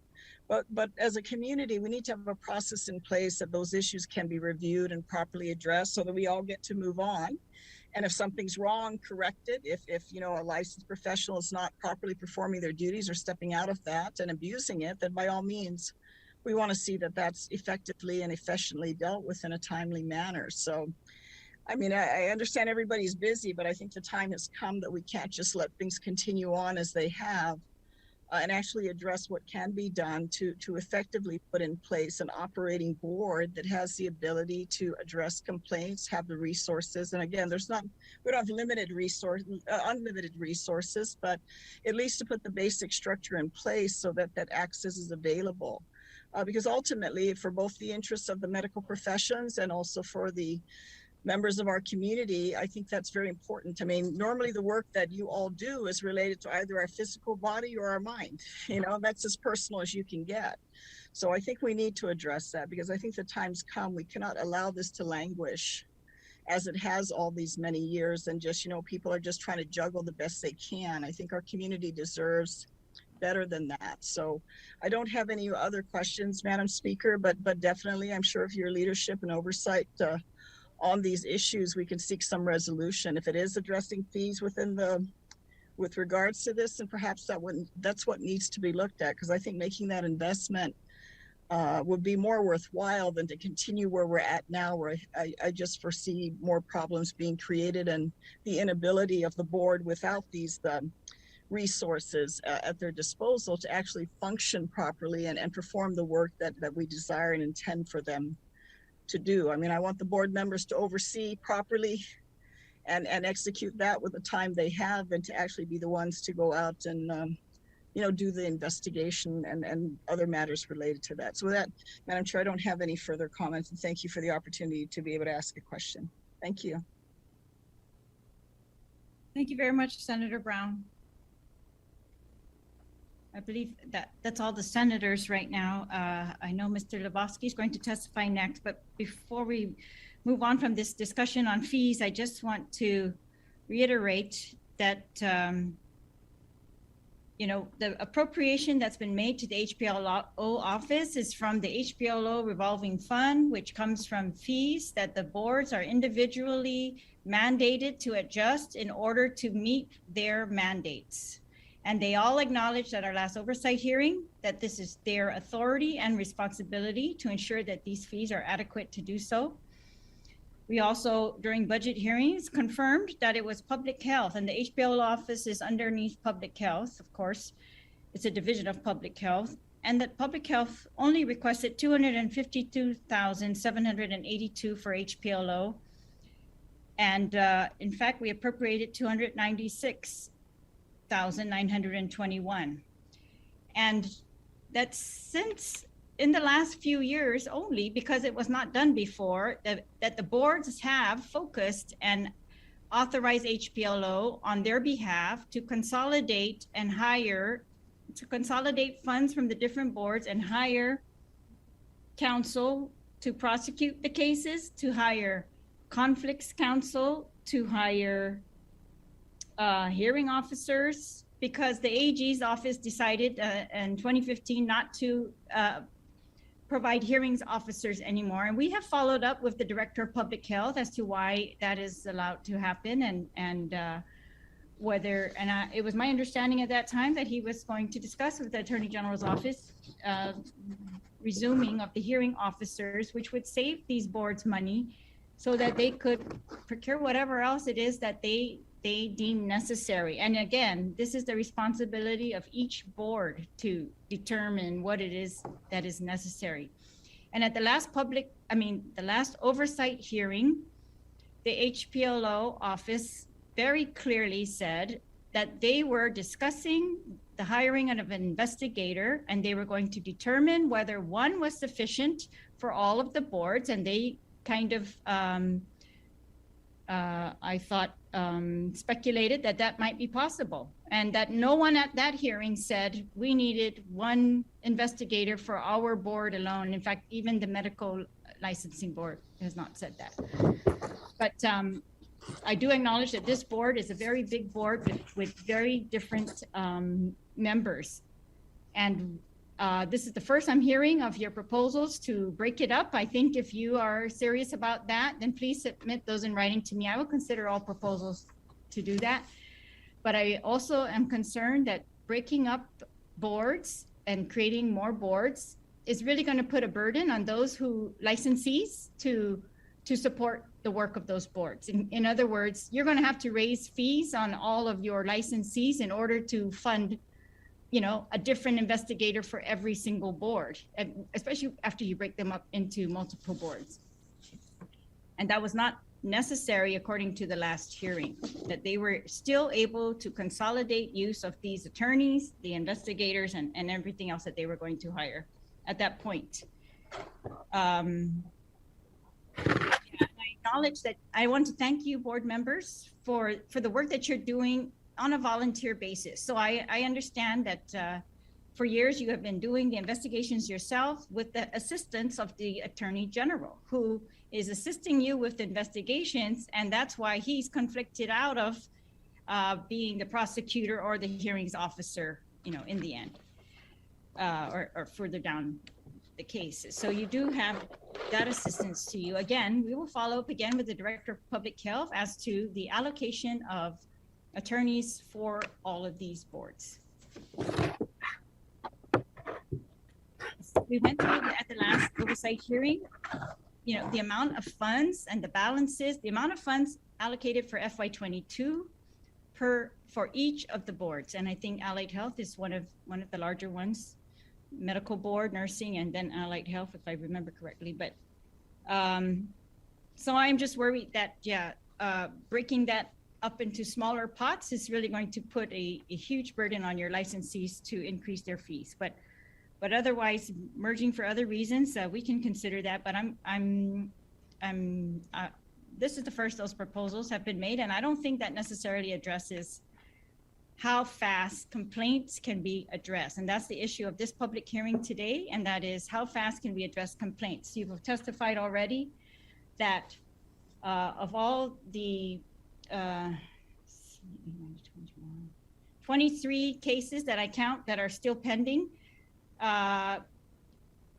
11 of these were from prior years for against veterinarians, and that you have now secured an investigator off island for veterinarian cases because of conflict. Otherwise, the local veterinarians on your board would have done the investigation, but they've claimed conflict. So The other ones are, we're assuming will be reported at the next hearing, the ones that were complained of in 2021. And then yet we still have the three respiratory therapist complaints made in September 2020. Those are 2020. You're saying there were issues with the complaint itself, but that was September 2020. It's February 2022 right now. So I just think I'm imploring all of you board members who are here today to please take note of that, and please do whatever is possible within your authority. And if you review the authority of this board, it's really very broad.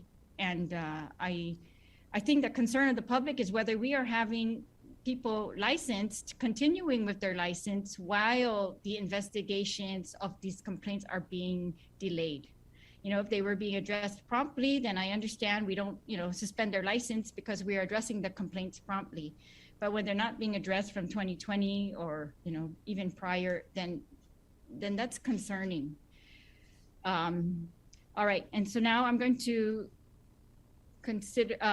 hear from Mr. David Lebowski, who's also signed up to testify. Mr. Lebowski. Thank you, Speaker. And my name is David Lebowski. Thank you for holding this important oversight hearing on the Guam Board of Health Examiners. Let me first start off by saying that I think there's sort of a disconnect here, and this wasn't in my original testimony, but we're here because of consumers and consumers' complaints regarding the Allied Board. But there's no consumers that can give that are giving testimony here beside me for the board to be able to respond to. But it's not just consumers that have complaints regarding the Allied Board. It goes beyond that. This past week, Dr. Samuel Freeman, he's the director of the Cancer Center of Guam.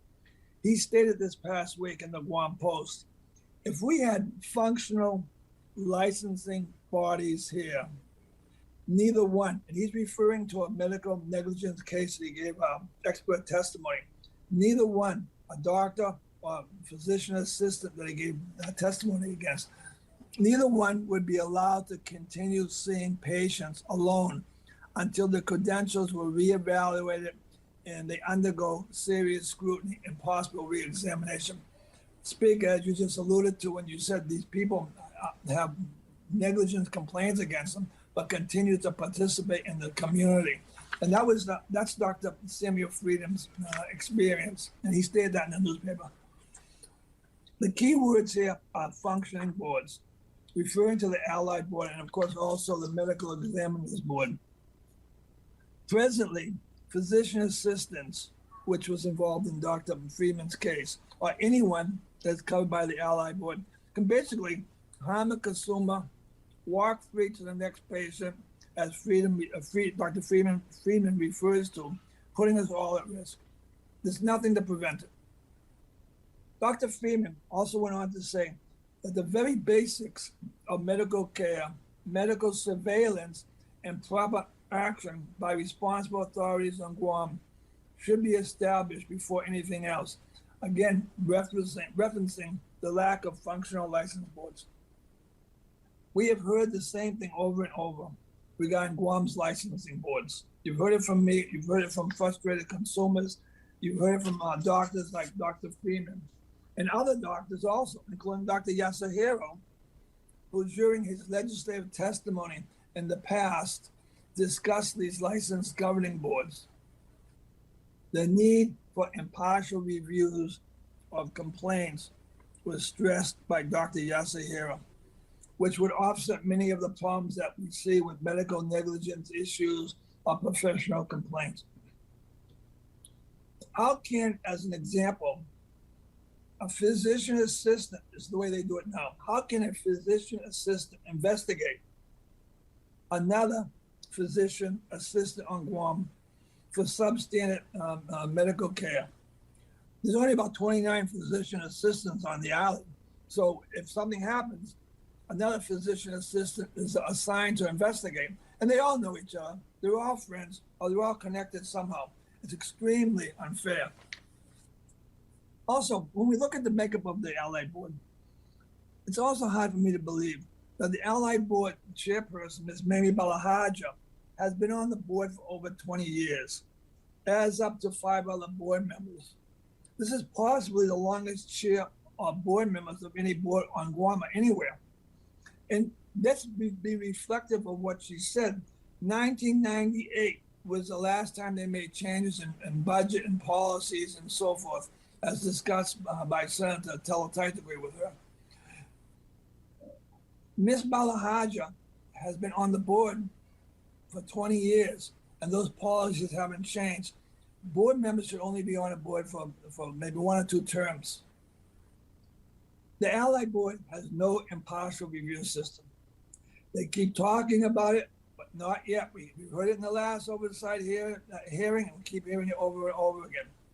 It's been near 18 months since we filed our own complaints that have been either postponed or some other excuse. Today was the first time when I heard Ms. Balahaja say that the complaint, one of the complaints was resolved. Well, if the complaint that we filed was resolved, it would be nice if she would tell us that's been resolved, because we never was told. And regarding complaints that come, that when a complainant doesn't know the name, if you're in a hospital, if you're dying or you have a family member dying, you don't know the names of the doctors coming in and out of the room. You have no idea. But these people are identified in a federal investigative report with cold numbers. 18 months ago, we were told by the Allied Board, no problem, we'll look it up, we'll go to the hospital, we'll get the medical records, so forth and so on. As you allude to, Speaker, it's been 18 months and nothing has happened. We can't identify. So if somebody's in the hospital and they died because of something that happened and they know there was a person involved and we don't know the name, that's the end of it. That, in my opinion, is part of the board. And the feds came in and identified the people with codes.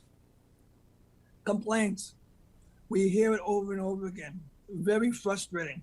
Complaints are not handled timely or without bias. Let's face it, not acting on a complaint is a bias against the consumer. You got complaints going back to 2019. That's bias. In other words, we don't think it's important enough to do something about this. Yes, we have smoke and mirrors and all of our excuses. But to make matters worse, they don't respond to requests for information or keep consumers in the loop. Dr. Balahaja said that you can send us requests. I've done it many times. I don't get responses. Also, if they get around to doing an investigation, there's no appeal process of the decisions for consumers. But the medical personnel do have an appeal process. This has been a very frustrating process, not just because of my own situation, but it put me in a situation where I've spoken to, I don't know how many consumers and people keep coming to me. This is what happened to me. This is what happened to me through my Facebook page. And I feel it and I hear what they're saying. And that's why they should be here expressing themselves at a meeting like this. Frustrated with the boards and their lack of policies to investigate and obvious lack of impartiality, we took them to court. We're the court case that Dr. Miller referred to when he said that the AG attorney was busy in a court case, and it's really not that busy. With that, when we took them to court, all we asked for was for them to develop clear policies for consumers, nothing else, not asking for money. With that, an alternative writ or mandate was issued by Superior Court of Guam Judge Arthur Bacinas, commanding the Allied Board and the Board of Medical Examiners to adopt rules and regulations necessary to investigate licensees. That's all we ask. You got to have it so it's fair for us. It's not a big deal. This is the case that Dr. Miller was referring to. Instead of doing this, following the mandate of the judge, which would help consumers, the boards are using tax dollars to fight this consumer-oriented protection writ ruling. Again, leaving consumers as a low priority.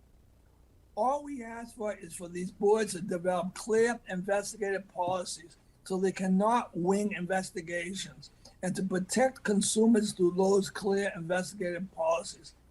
Instead of seeing this as a good idea, they said, no, we want to keep things as they are now, which and that's where the whole argument came in court, which, as you know, isn't working by the very fact that we are all here for this oversight hearing. The boards do not have investigative clear policies, or the judge wouldn't have mandated the writ. The current policies are anti-medical consumer, and they are exactly what Dr. Freeman and Dr. Yasuhiro said needs to change, not to even mention other consumers. We need a functioning board that protects us and doesn't see consumers as the enemy, because that's how the boards, the two boards are seen now, including especially the Allied board. We need fresh blood on the board. 20 years on the board is way too long. Then when you look at, well, we haven't done anything for 20 years, there's a correlation between that. Thank you, Speaker, for letting me speak. Thank you very much, Mr. Lebowski, and I appreciate your testimony. And it brings up a point, or it reminds me of something that I've been also wanting to distinguish, and that is, so we're talking about complaints and the prompt adjudication of complaints, investigation of complaints, and response to the complainants, especially. But, you know, and so some of the delays, I guess, are in the investigation of these complaints, and some of the boards, including this board, has asked that, you know, they need an investigator to help them, where they've been doing these investigations themselves for many years. And you know, the boards are interestingly, I mean, composed of themselves, right? Members of their own fields. They want to be represented, like, you know, it works both ways. You know, we want a board that also has a chiropractor to make a determination on a chiropractor. Well, that was the policy that past legislatures decided when they created these boards, you know, governed by members of their own profession. And this is done in other jurisdictions as well. So I don't have an issue with that. My issue is that there should be a distinction, I think, with these boards in an investigation of a complaint that is like that requires medical expertise. In other words, where the allegation involves they did something medically, you know, wrong, like they, you know, operated on the wrong side or something, as opposed to investigations of complaints, which are also being made, is my understanding, complaints that just professional conduct. And the professional conduct statutes that govern the Allied Health Board are very similar to what governs the other boards. And that is, I think, things that do not necessarily require expertise of that particular field in order to make a determination of whether a person is practicing without a license, whether a person is failing to report something that occurred in another jurisdiction, whether they are exercising influence on a patient or client as to exploit the patient or client for the financial gain of the licensee, failing of fraud, deceit, misconduct, intentionally filing a false report or record, failing to perform any statutory or legal obligation imposed upon the licensee, aiding, assisting any unlicensed person to practice without a license, habitual drunkenness, an adjudication of insanity, a conviction, plea of guilty, a revocation in any other disciplinary action against a practitioner in another jurisdiction.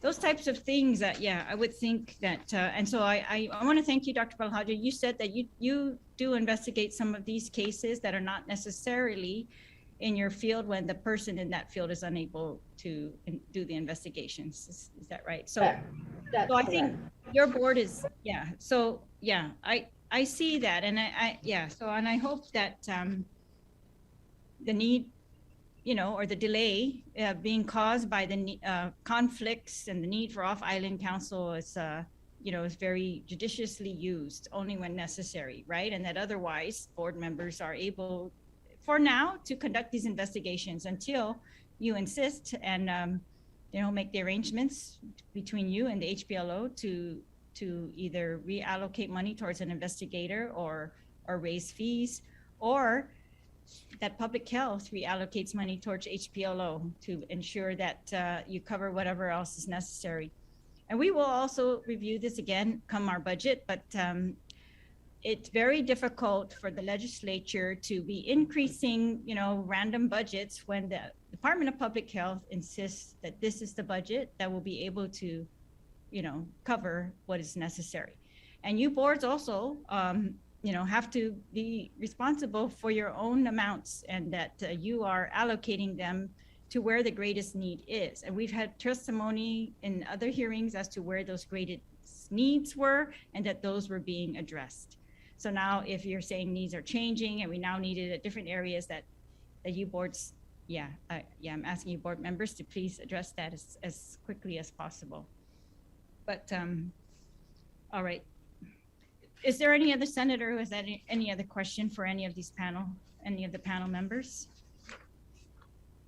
If not, is there any other member of the boards who are here? Again, I'm grateful for your attendance here and to listen to the public and to the senators' concerns, of course. And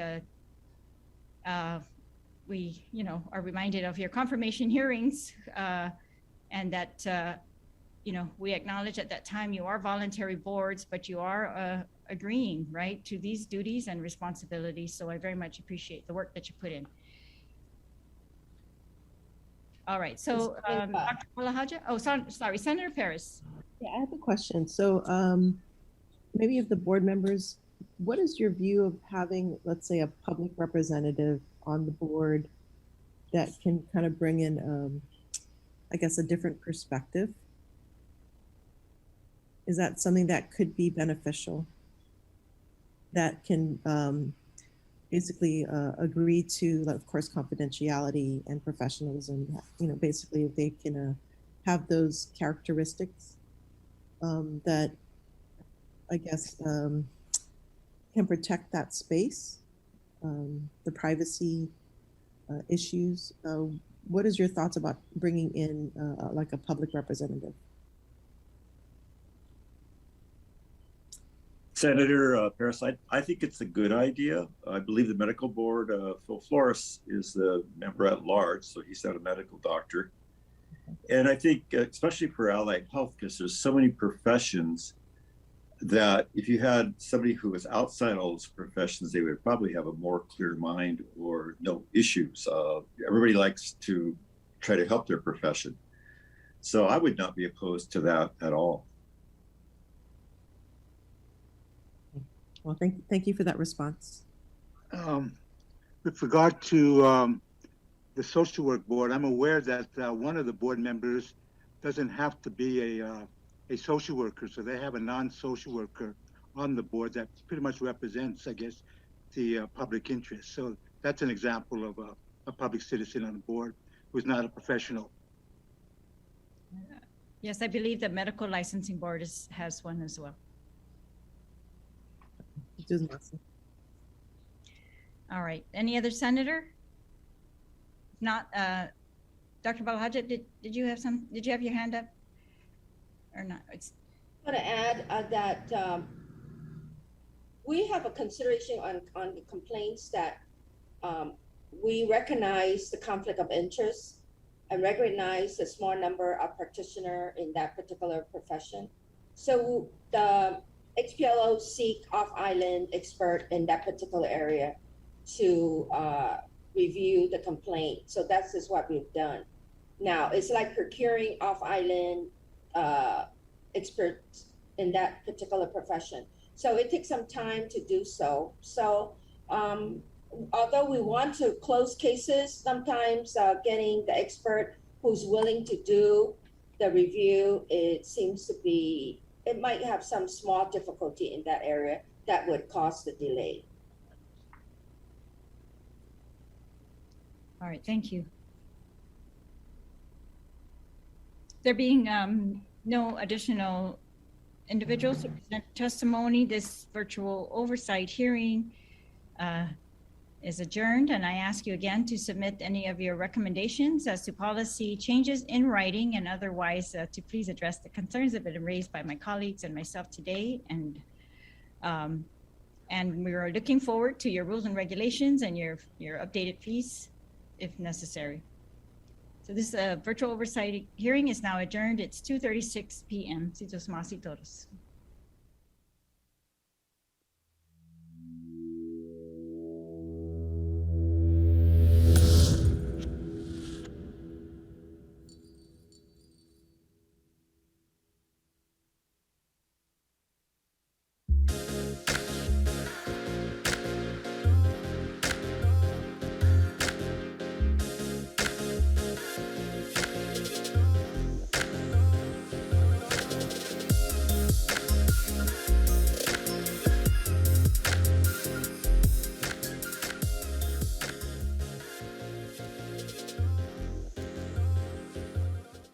The Jones Act is a 1920 law justified on national security grounds as a means to bolster the U.S. maritime industry.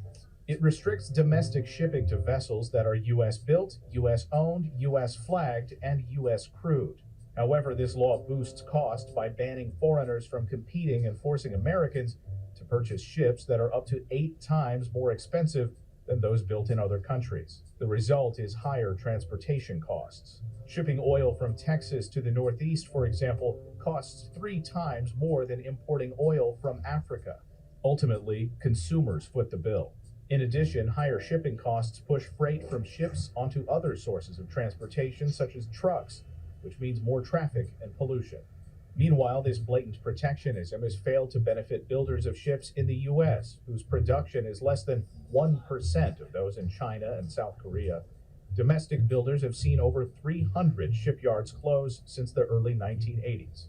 Jones Act defenders claim the law ensures adequate U.S. ships during times of war, that during U.S. deployments during Operations Desert Shield and Desert Storm, foreign flagged commercial ships carried twice as much equipment as their U.S. counterparts. In fact, the U.S. was so desperate for shipping that it twice requested the use of a cargo ship from Moscow.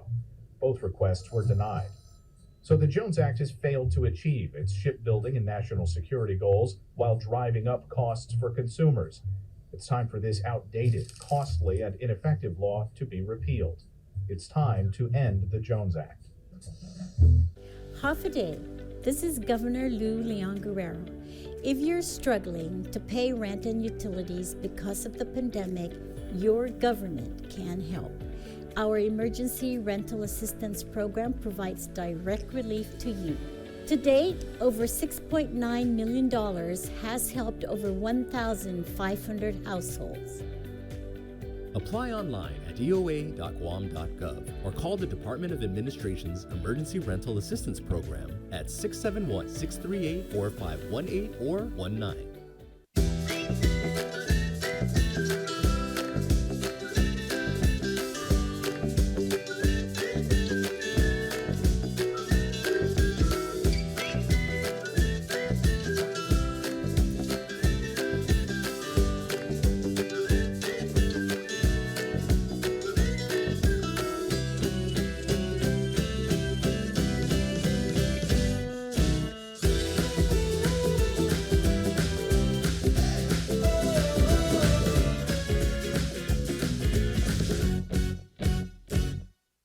Have you or a loved one been injured through medical negligence or substandard medical care? Are you angry? File complaints through the Guam Board of Medical Examiners to make physicians accountable. It's time that we stand up to protect our families and the people of Guam. The complaint form can be found at GBME's website, www.guammedical.org. Have questions or want the form emailed to you? Contact us at asher@asherdeanlubofsky.com or our Facebook page, www.facebook.com/bunzoasher. We do not provide legal or other professional info or services. We do this to improve medical care on Guam through medical accountability equity. Justice for those injured or killed through medical negligence on Guam.